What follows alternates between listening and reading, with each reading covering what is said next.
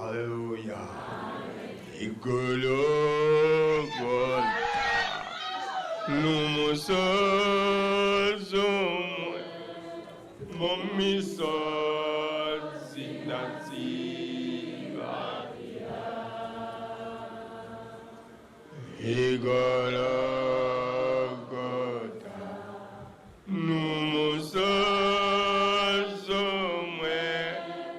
momisozi naziba ivyo bihugu vyo hepfo nahamaze kandi igihe kitari gito amezi 2 n'igice, ariko ngaha muri Canada sinari bwahashike. Icanezereje gusa nuko umuriro mwarahuye hari utarabazimana batumye mwiyegeraniriza hamwe. Hanyuma rero iyo umuntu ariko arakorera Imana canke iyo umuntu ariko arakora ibikorwa ibyo ari byo byose naho byo batari ibikorwa by'Imana, hanyuma rero ndababarire umuntu ageragerezwa hageze niho ugeragerezwa muri bijyanye n'uri kurakora mugabo kandi uri kurakorera Imana urakwiye kumenya ijambo ry'Imana ko ari ukuri usesuye. Iyo ari ukuri rero kugendera mu kuri nta bindi. Twebwe rero n'ababungere twamye umwanya munini, umwungere wanje asanzwe afise n'amagara make mbere bose bakoze akazi kenshi barushe, murabona ingene bahaguruka ega twicaye umwanya munini kugira ngo duhere iyo byahereye tugaruke tucurure turabe ibyo ari byo. Iyo rero uvuga ijambo ry'Imana wigisha kwihana, wigisha guharira, nawe bikubako. Ntiwigisha abandi ibyo wowe udashobora gukora. Ibyatugoye rero mu burongozi twabitunganije byaheze. Hari aho abantu kuko batari muri ico gikorwa bibaza ko kurongora vyoroshe. Namye n'aba bantu bari ngaha nararavye n'abari Montreal, nja ndaba n'abantu bari ku Ntahangwa n'abari mu Nyakabiga n'abari mu Kibenga, reka ngarukire ngaho gusa. Ufise akazi ko kubavangura ngo bamwe baja abandi baja, uzorinda usaza utarabishikako kuko birakomeye. N'umushinge washizweho n'abakera kandi ntawe ushobora kunyiganza ngo usambure, ntibishoboka. Twebwe rero ntituzobivuga aha gusa, tuzobivuga na hariya. Mu burongozi hariho ibintu bitugoye kandi rega atari ubu data hamaze kuboneka ibi vyuma vyo kuvugiramwo.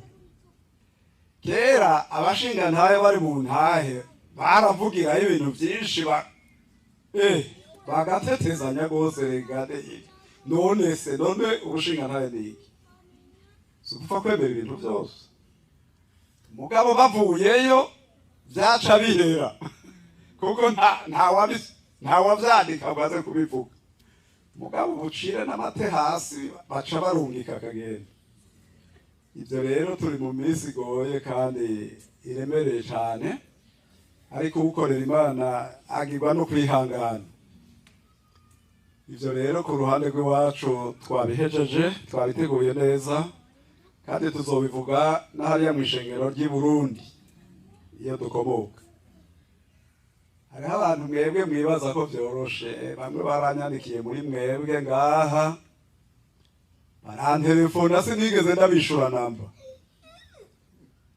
kuko ivyo nari maze kwakira bivino vyari vyinshi. Muntelefone rero sinigeze ndabishura namba, kandi igituma ntabishura ntaco mwari kumufasha. Abari kumufasha naba noneho duhuriye twafashanije, kuko mwebwe ntaco mwari kumufasha, atari kuvuga gusa mwambo ukarenga ntaco mwari kumufasha.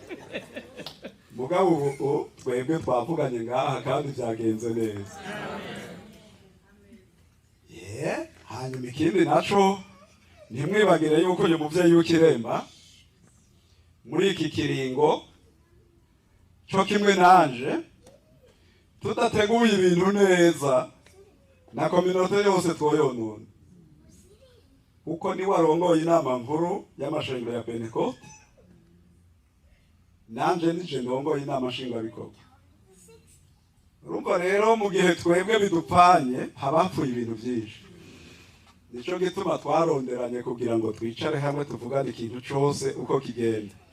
Hariho ibindi rero tuzoshishikara gutunganya mutarimo mwebwe, kuko ndakarata ro kuyogora n'ubu ivyo twavuganye kandi tubabarira byose. Twavuganye ko na conclusion ko byagenze neza, ariko ivyo twavuganye ntidushobora kubibabarira.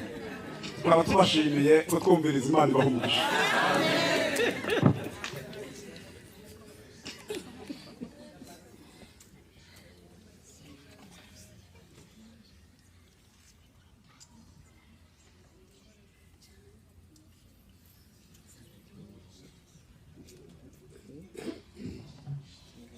Yesu kori ibimenyetso hamwe n'ibitangaza,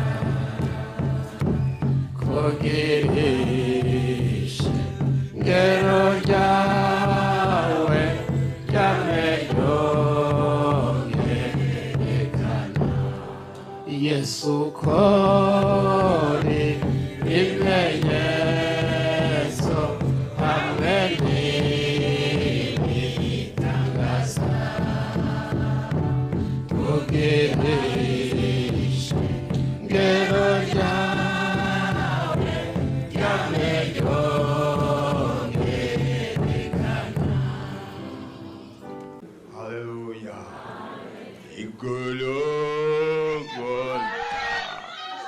n'umusozi umwe mu misozi ntazibagira. Igorogota